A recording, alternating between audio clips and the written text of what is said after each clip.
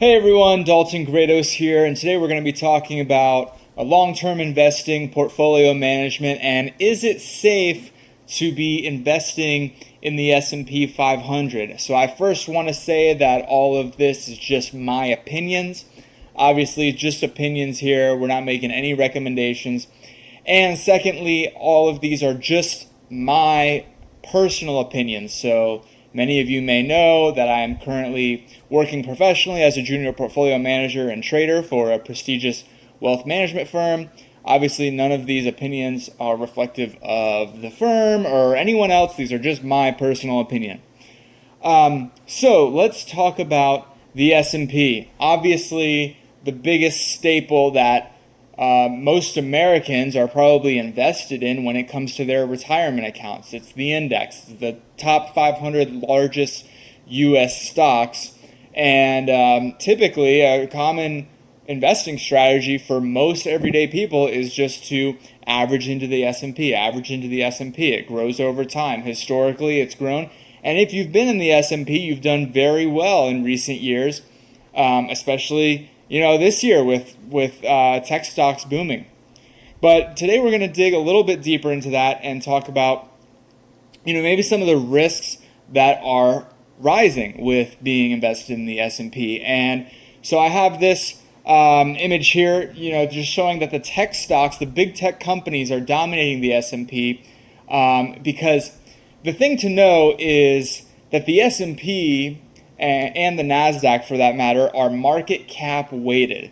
So that means that the companies with the biggest market cap take up more of the weight of the entire index.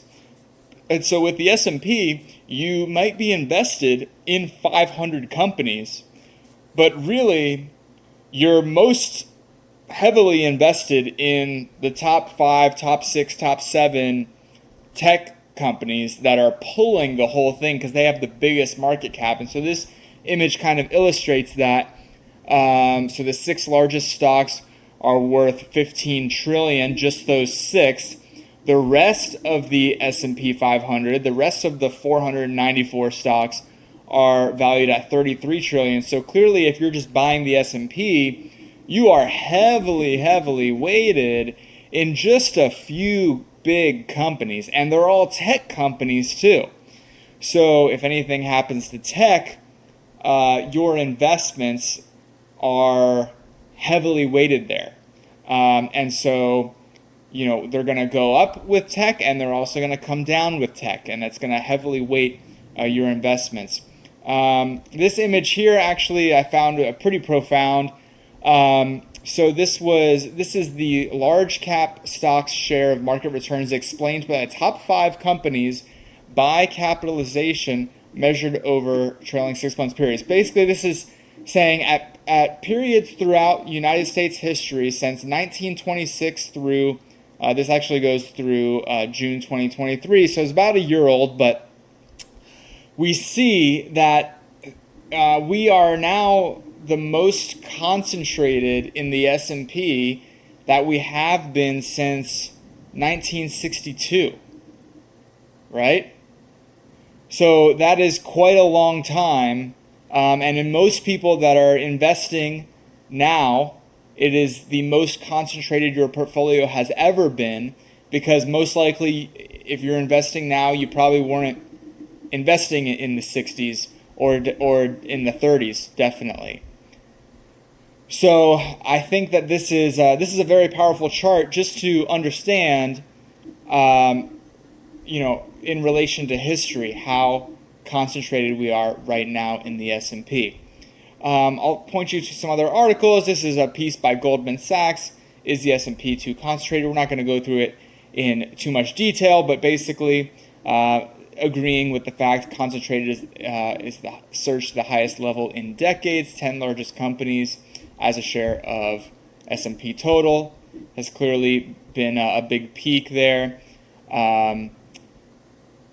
U.S. stocks have high. So again, kind of similar to that last chart. We have the 30s, we have the 60s here, and then we have today where we have high periods of concentration. And then lastly, I'll point you to this piece here, which is showing that 35% of the increase in the S&P 500's market cap since the beginning of the year, so this is 2024, has come from one stock, which is, of course, NVIDIA. Such high concentration implies that if NVIDIA continues to rise, things are fine. Of course, everyone's happy when their stocks are going up. But if it starts to decline, the S&P will be hit hard. The bottom line is that extreme concentration of returns in the S&P makes investors more vulnerable to single headlines impacting the one stock driving index returns. And so without making this video too long, I really only have one major point to make, which is that the S&P 500, which is, really the benchmark index that most people are invested in for their retirement accounts, is very highly concentrated in just a few big companies. And so what does that mean? That means that if those companies come down or suffer a hit or suffer a big headline, your portfolio is more vulnerable. And so while the S&P is great to invest in, I think it does really matter on what your investment horizons are, how many years you have. If you are a young guy in your 20s, maybe if you're in your 50s and approaching retirement, maybe you are currently in retirement.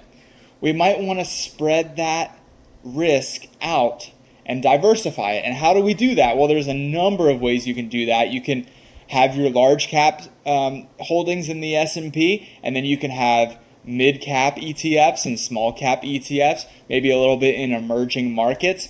And then, of course, having a good portion of your portfolio, probably a larger percentage as you get older, diversified into bonds. And right now, with high interest rates, you can get a great yield on bonds.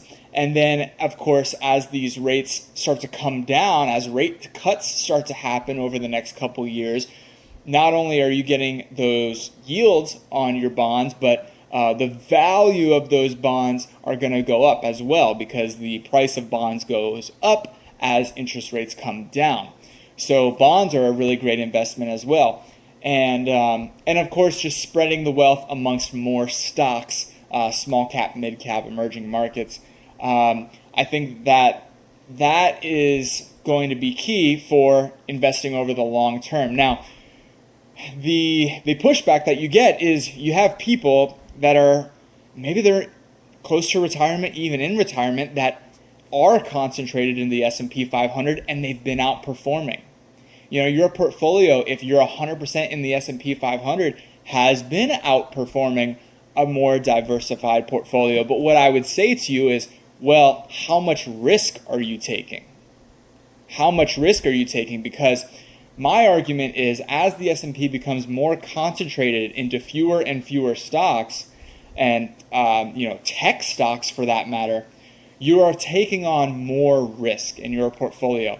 And so do you want to be that person who's getting to age 65, looking to retire in the next year or two, and then all of a sudden we have a 20% down year in the market? And at that point, you've built up all of your wealth over your years in your career. You're in your 60s, you got a few $1,000,000 maybe, and then all of a sudden you're saying, oh, well, I was going to retire this year, but now I'm down 500 grand in my portfolio.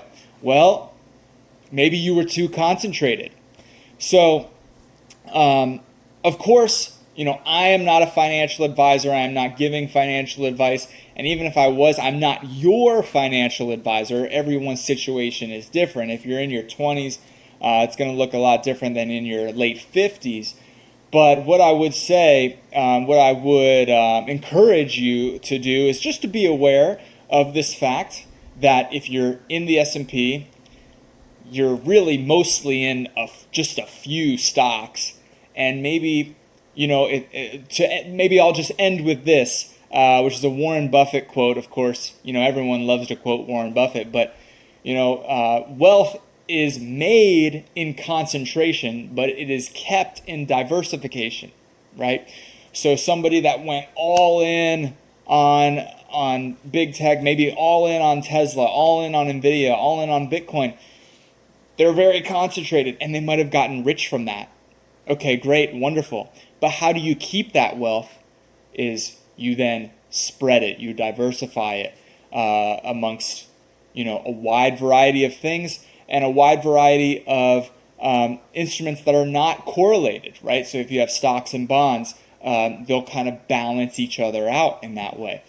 So anyway, I don't want to make this video too long, but hope this was helpful. Subscribe to the channel, and I will see you guys next time. Thanks.